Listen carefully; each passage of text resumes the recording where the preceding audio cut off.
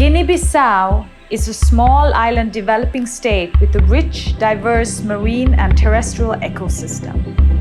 Guinea-Bissau's waters are considered one of the wealthiest biodiversity areas of West Africa.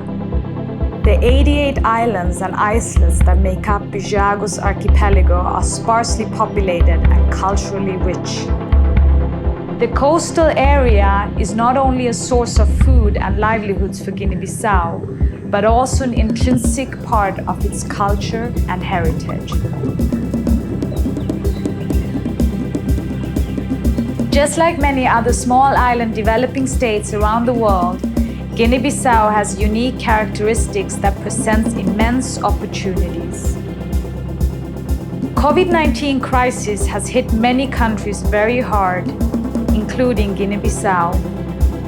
UNDP remains committed to support the government to mitigate the socioeconomic impacts following the pandemic, identifying the gaps and needs, and in close collaboration with our partners seeking solutions to build back better. The major economic disruptions have highlighted the need for ecosystems that nurtures innovation. Blue economy can play a pivotal contribution to meet these objectives and heighten economic transformation in the country.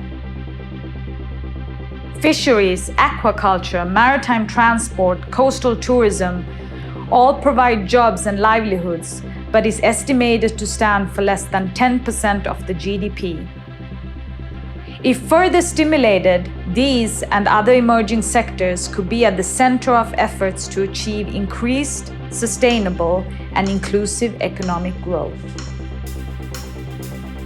The blue economy includes all economic activities related to the oceans, the seas, and coasts, and is a concept to harness more jobs, more stable incomes, and improving livelihoods in Guinea-Bissau, especially in the often forgotten maritime part of the country.